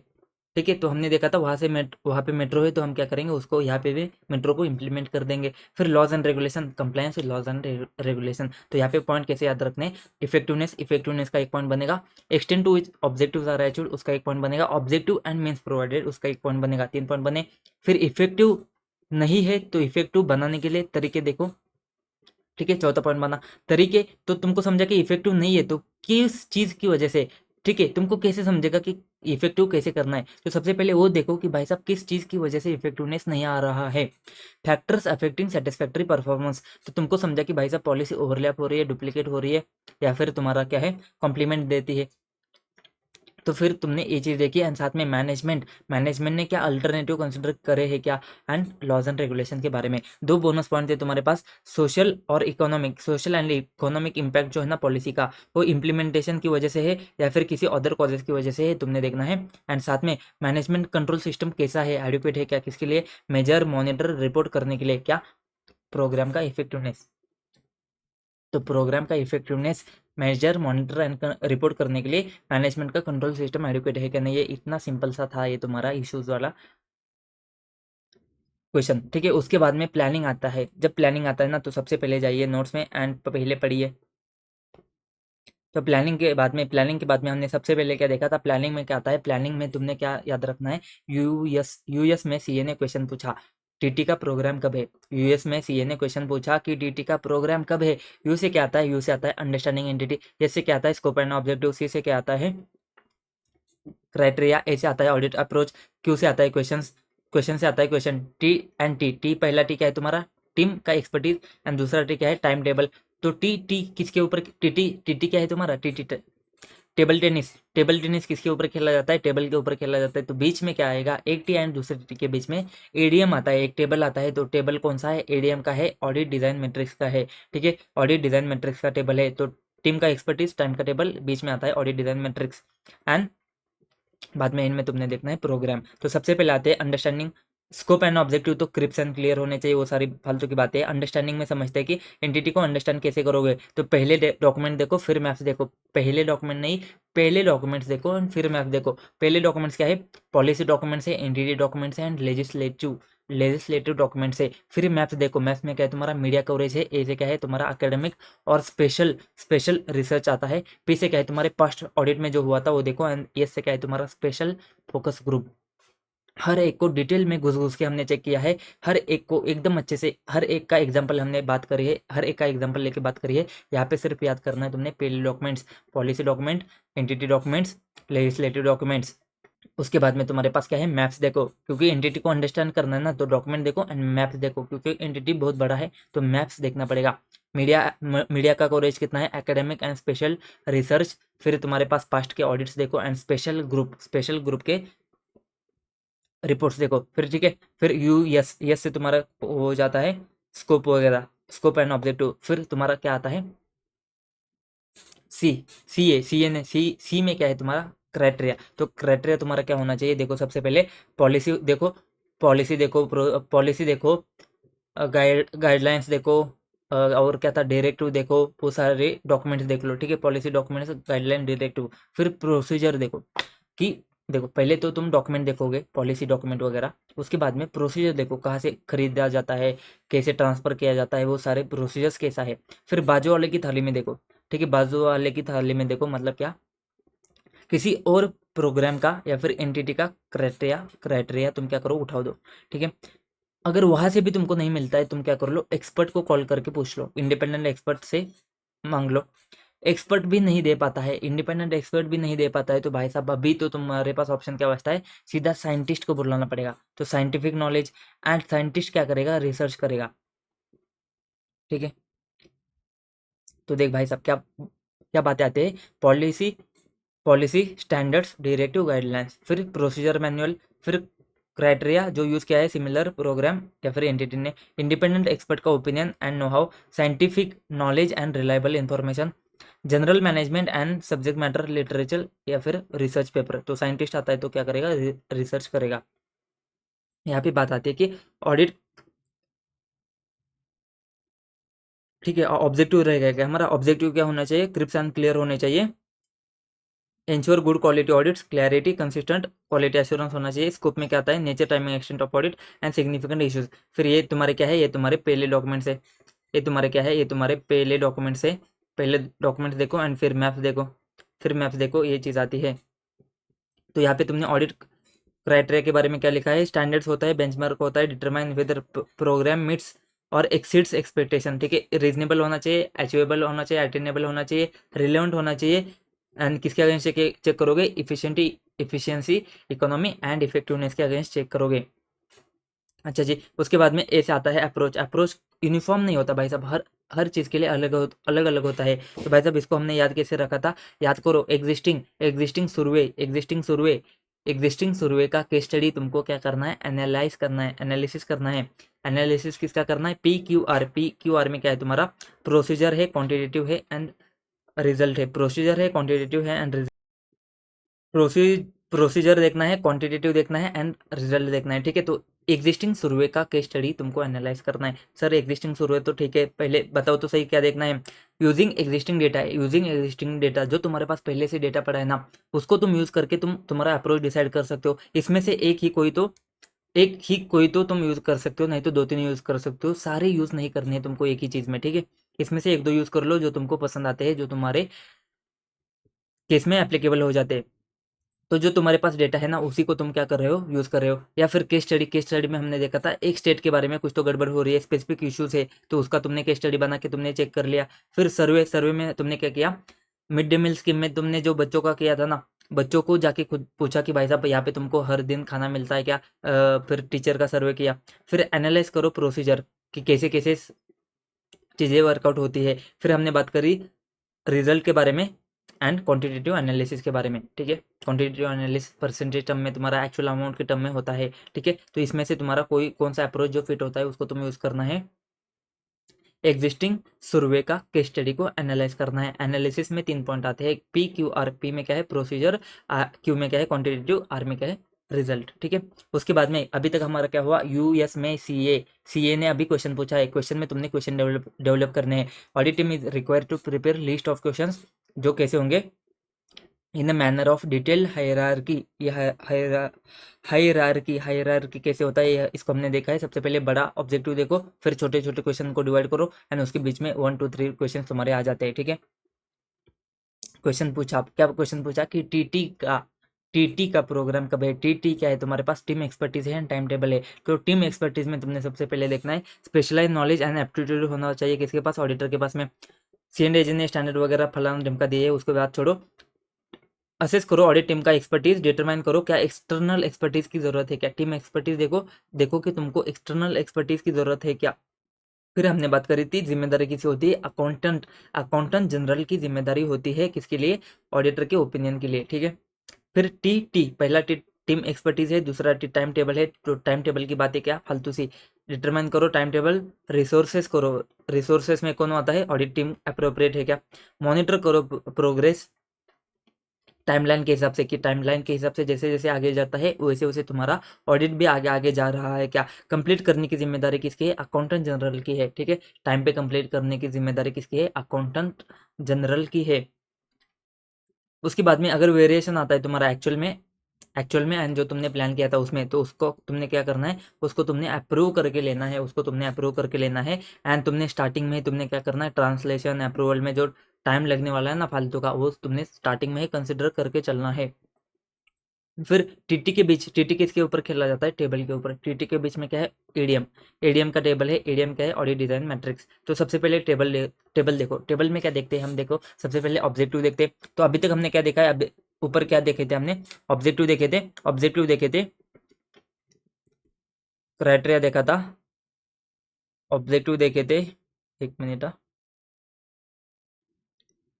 हाँ ठीक है, ऑब्जेक्टिव देखे थे, ऑडिट का क्राइटेरिया देखा था, ऑडिट के क्वेश्चन देखे थे। तो ये तीन चीजें यहाँ पे आएंगी, ऑब्जेक्टिव, क्वेश्चन, क्राइटेरिया, ठीक है। ये तीन चीजें तुमने, ये तीन चीजों के तुम्हारे कॉलम बनेंगे। फिर तुम क्या करोगे, एविडेंस देखोगे, डेटा कलेक्शन कैसे करते हो, एंड फिर एविडेंस को एनालाइज कैसे करते हो, ठीक है। ये सारी चीजें आती है यहाँ पे, ठीक है। तो ऑब्जेक्टिव, ऑडिट के क्वेश्चन, ऑडिट का क्राइटेरिया, एविडेंस, एविडेंस के बाद डेटा कलेक्शन का कॉलम बनेगा, एंड एनालिसिस मेथड का कॉलम बनेगा।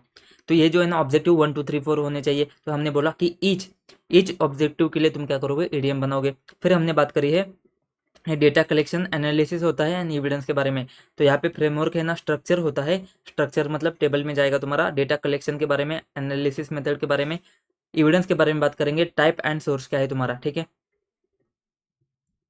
उस इससे क्या फायदा होता है, तुम्हारा ऑडिट इफेक्टिव होता है। इतना फालतू सा था एडीएम, ठीक है, कुछ दमी नहीं था। प्रोग्राम जो है ना, तुमने क्या करना है, एंटिटी को बताना है। एंटिटी को क्या बताना है कि भाई साहब तुमने जो प्लान किया है ना, वो सारी चीजें उसको बता दो। इसको तुमने तीन चीजें तुमने बतानी है, क्या क्या कौन कब, क्या कौन कब, क्या कौन कब, मतलब तुम्हारा, तुम क्या ऑडिट करने वाले हो, मतलब तुम्हारा स्कोप क्या होने वाला है, एक्सटेंड क्या होना है, क्या एंड कितना, क्या एंड कितना, स्कोप क्या होने वाला है, एक्सटेंड, स्कोप एंड एक्सटेंड बताओगे, कौन करने वाला है, कंपोजिशन ऑडिट टीम का क्या होगा, एंड कब तक, टाइमलाइन क्या होगा, ठीक है, टेंटेटिव टाइमलाइन। तो तीन चीजें तुमने बतानी है, scope and extend. Scope and extend कौन करने वाला है, तुम्हारा कंपोजिशन ऑडिट टीम का, एंड कब तक करने वाला है, टेंटेटिव टाइमलाइन तुमने बता देनी है। ऑब्जेक्टिव जो है ना, वो क्या हो सकते हैं, चेंज हो सकते हैं। अगर चेंज होते हैं तो डॉक्यूमेंट करो, रीजन क्या है चेंज होने का, एंड एक्नॉलेजमेंट ले लो एंटिटी से। इतना है तुम्हारा ऑडिट का प्रोग्राम। ये तुम्हारा खत्म हो जाता है परफॉर्मेंस ऑडिट, इतना बड़ा। कंप्रहेंसिव ऑडिट, भाई साहब फालतू की चीज, भाई साहब एकदम फालतू की सी चीज, इतना इंपॉर्टेंट, देखो कितना इंपॉर्टेंट है, एंड हमने किसी फालतूगिरी में उड़ा दिया है, देखो यहाँ पे।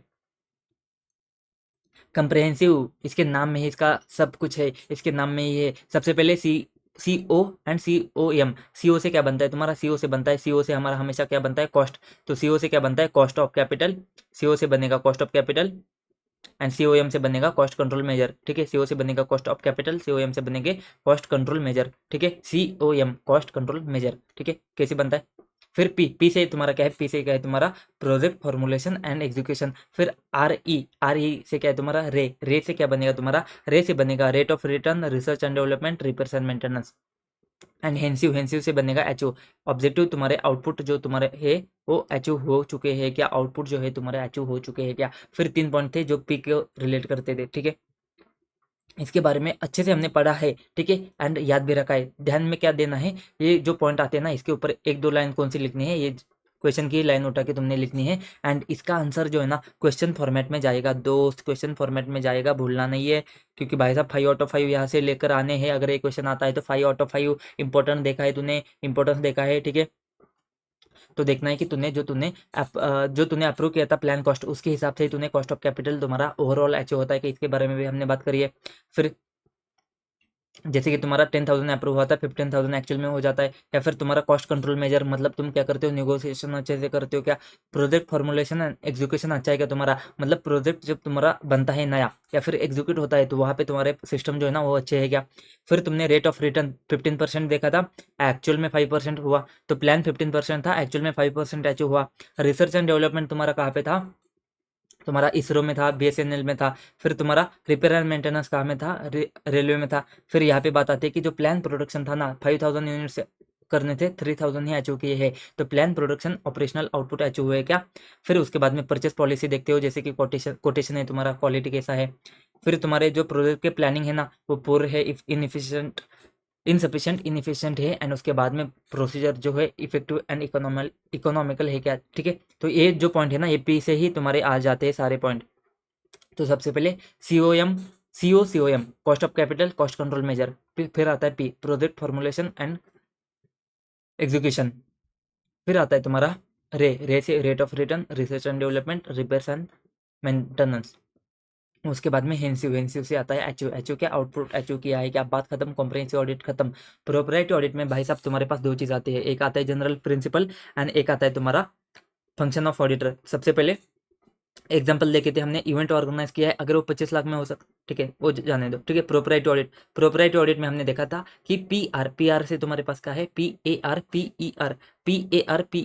इससे क्या बनता है पी आर, तो पर्टिकुलर पर्सन, तो ग्रुप ऑफ पर्सन के लिए, स्पेसिफिक लोगों के लिए तुम्हारा बेनिफिट नहीं जाना चाहिए। फिर बात आती है ओ से क्या आता है तुम्हारा ओन मनी, ओन मनी मतलब जैसे तुम खुद के पैसे के साथ में डील करते हो, वैसे तुमने क्या करना है गवर्नमेंट के पैसे के साथ में डील करना है, जिसको हम क्या बोलते हैं डिग्री ऑफ विजिलेंस। फिर ओन एडवांटेज, खुद के बेनिफिट के लिए नहीं देना है, जिसमें हमने क्या बोला था रिलेटेड पार्टी के थ्रू ट्रांजेक्शन से रूट किया है डायरेक्टली या फिर इनडायरेक्टली। फिर हमने बात करी ओ से अदर अवेन्यू ओपन नहीं होना चाहिए, नो अदर अवेन्यू ओपन, तुमको जो रेम्यूनरेशन या फिर जो रिवॉर्ड मिलता है ना उसके सिवा और तुमको कुछ फायदा नहीं होना चाहिए। फिर पी आर आई से क्या आता है तुम्हारा prima facie not more than occasion demands, ठीक है। तो यहाँ पे हमने क्या क्या देखा था, देख भाई साहब इवेंट जो है ना ऑर्गेनाइज करना है, अगर गवर्नमेंट का हॉल में 25 लाख में होता है ना, तो प्राइवेट में जाके 1 करोड़ में क्यों कर रहा है, ठीक है। फिर हमने बात करी थी तुमको एआई करना है, गवर्नमेंट को एआई करना है, तो यहाँ पे देख एमएनटी ने क्या किया है, इस कंपनी को दिया है जहाँ पे उसका रिलेटेड पार्टी है या फिर स्पेसिफिक ग्रुप या कम्युनिटी को अपने अपने लोगों को दिया है, ठीक है। फिर बात आती है कि लैपटॉप खरीदना है तो 1 लाख का मिलता है, 1.5 लाख का करके खरीदा, ये सारी फालतू की चीज़ें तूने नहीं करनी है। तो प्रिंसिपल में क्या बात आती है, not prima facie more than occasion demand, तो गवर्नमेंट का हॉल था 25 लाख में आता है, तो भाई साहब 1 करोड़ में प्राइवेट में बुक मत कर ले, जितना ओकेजन ने डिमांड किया है उससे ज़्यादा नहीं जाना चाहिए।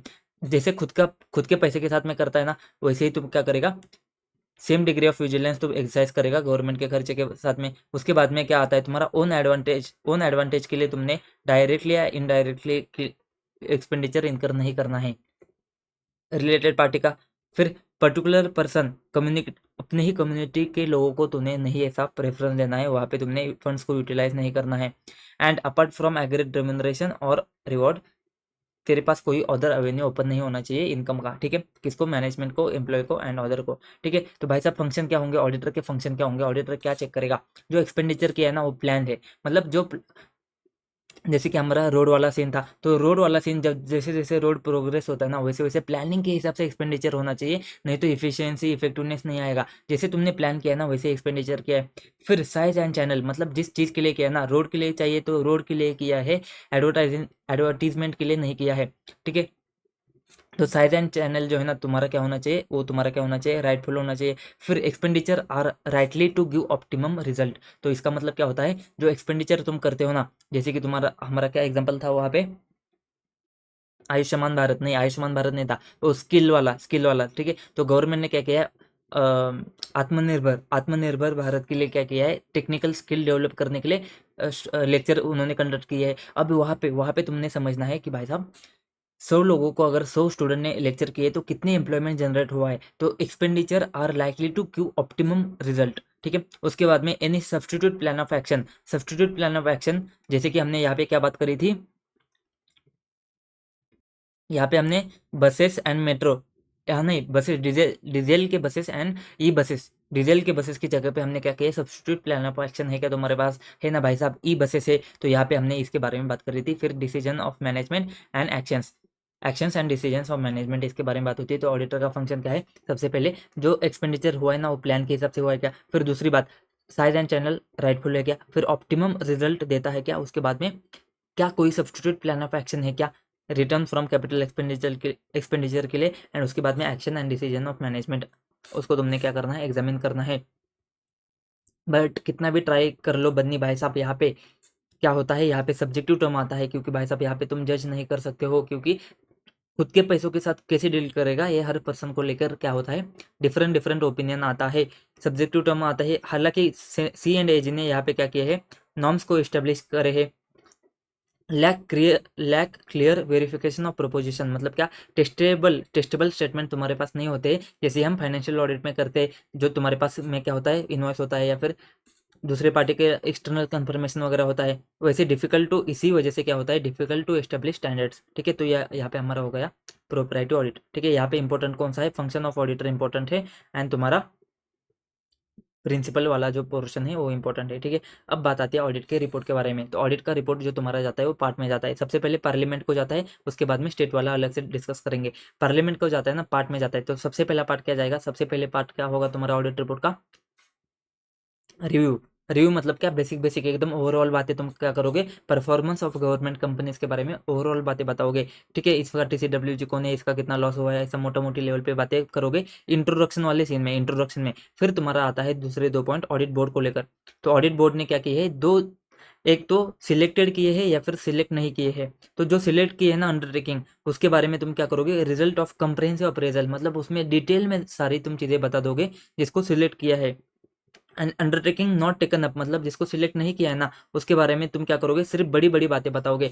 अगर उसने मिसमैनेजमेंट किया है, उसने मिसयूज किया है फंड का, तो सिग्निफिकेंट रिजल्ट बता दोगे ऑडिट के बारे में, ठीक है। एंड बाद में क्या जाता है, जो कंपनी ऑडिटर है ना, जो इंडिपेंडेंट स्टैट्यूटरी ऑडिटर है ना, उसका रिज्यूम, मतलब उसका मेन मेन इंपॉर्टेंट पॉइंट्स तुम क्या करते हो, तुम उसमें सबमिट करते हो रिपोर्ट में, जहाँ पे डायरेक्शन कौन देता है, C&AG डायरेक्शन देता है, एंड साथ में comments on the accounts of government companies. तो देखो यहाँ पे हमने कैसे याद रखा था, री से आता है रिपोर्ट्स, री से आता है रिपोर्ट। तो यहाँ पे तुम्हारे पास सारे री री री री के पॉइंट है। तो सबसे पहले री से आता है रिव्यू। रिव्यू में तुमने क्या देखना है, जनरल रिव्यू, इंट्रो पैरा में जाएगा परफॉर्मेंस का गवर्नमेंट कंपनी के। फिर जाता है तुम्हारे दूसरे 2 री है ना, किसके है, रिजल्ट के है, ठीक है। किसके, एक इसके बारे में बात करते हैं, ऑडिट बोर्ड के बारे में बात करते हैं। यहाँ पे तुम्हारे पास एक सिलेक्टेड अंडरटेकिंग है, ये तुम्हारा नॉट सिलेक्टेड अंडरटेकिंग है, ठीक है। सिलेक्टेड में तुम कंप्रहेंसिव अप्रेजल बताओगे एकदम डिटेल में जाके सारी चीजें, एंड जो सिलेक्ट नहीं होते ना, उसके लिए सिर्फ मिसमैनेजमेंट मिसयूज वाले चीजें बताओगे, सिग्निफिकेंट रिजल्ट बताओगे ऑडिट के दौरान। एंड री से क्या है तुम्हारा आखिरी में, रिज्यूम, रिज्यूम किसका, कंपनी ऑडिटर के रिपोर्ट का, ठीक है। फिर स्टेट के लिए क्या होता है, स्पेसिफिक स्टेट के लिए तुम्हारा सेपरेट रिपोर्ट जाता है स्टेट लेजिस्लेचर में। एंड बाकी बाकी स्टेट के लिए क्या जाता है, तुम्हारा कमर्शियल चैप्टर जाता है मेन ऑडिट रिपोर्ट में। मेन ऑडिट रिपोर्ट में तुम्हारा कमर्शियल चैप्टर जाता है। इतनी फालतू सी बात आती है। स्टेट के पॉइंट में तुम्हारे वही 2 पॉइंट जाएंगे जो तुम्हारे पहले रिपोर्ट में थे। कौन सा, रिव्यू वाला, जनरल रिव्यू वाला पॉइंट जाएगा तुम्हारा, एंड दूसरा सिलेक्टेड अंडरटेकिंग के कंप्रहेंसिव अप्रेजल। तो पहले 2 पॉइंट यहाँ पे तो तुम्हारे कहाँ पे जाएंगे, स्टेट के केस में भी तुम्हारे जाएंगे। यहाँ पे एक पॉइंट आता है स्टेट ऑडिटर के फाइंडिंग, ठीक है। तो यहाँ पे बात आती है कि स्पेसिफाइड स्टेट के केस में तुम क्या करोगे, लेजिस्लेचर में सबमिट करोगे सेपरेट रिपोर्ट। एंड बाकी के केस में अदर स्टेट के लिए तुम क्या करोगे, कमर्शियल चैप्टर जाएगा तुम्हारा मेन ऑडिट रिपोर्ट में। तो तुम्हारे बोथ ए एंड बी कौन से है तुम्हारे पॉइंट्स, ये दोनों है, ए एंड बी ये दोनों पॉइंट्स तुम्हारे जाएंगे। तो ए एंड बी क्या है तुम्हारा, general review of performance and result of audit appraisal of selected undertaking, as well as यहाँ पे तुम्हारा तीसरा पॉइंट क्या बनता है, financial irregularity, wasteful expenditure, system deficiency notice by the statutory auditor. ठन ठड़ान, खत्म भाई साहब, भाई साहब, भाई साहब, क्या कमाल का रिवीजन हमारा हो चुका है, एकदम धमाकेदार, एकदम कड़क, एकदम जबरदस्त। दोस्तों अगर पसंद आता है ना दोस्तों, लाइक कर लो, शेयर कर लो, कमेंट कर लो, कमेंट कर लो। अगर मजा आता है तो कमेंट कर लो, मजा आ गया भाई साहब। पीएससी ऑडिट हमारे 5 आउट ऑफ 5 मार्क्स कैसे सिक्योर हो गए, अभी तुमको समझ में आया क्या, अब तुमको समझ में आया क्या कैसे सिक्योर हो गए हमारे 5 आउट ऑफ 5 मार्क्स। एक भी चीज़ नहीं छोड़नी है भाई साहब, एक भी चीज़ नहीं छोड़नी है। अगर इसमें से क्वेश्चन आता है ना, सबसे पहले बोलना है थैंक यू, थैंक यू भगवान, भगवान थैंक यू, भगवान थैंक यू गॉड।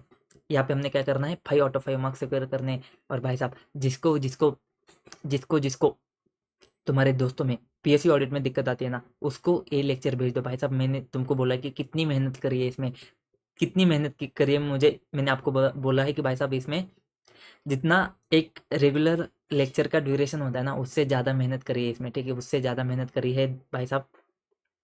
तो पसंद आता है तो लाइक तो करना बनता है ना भाई साहब। और जिसको समझ में नहीं आता ना पीएससी ऑडिट, उसको तुमने क्या करना है, भेजना है। देख भाई मेरे को भी नहीं समझता था, लेकिन मुझे भी इसमें से 5 आउट ऑफ 5 आए। तो जिसको नहीं समझता है ना भाई साहब, क्वेश्चन आ जाएगा 5 आउट ऑफ 5 आ जाएंगे, इस वीडियो को उसके साथ शेयर करना है दोस्त, ठीक है, ठीक है।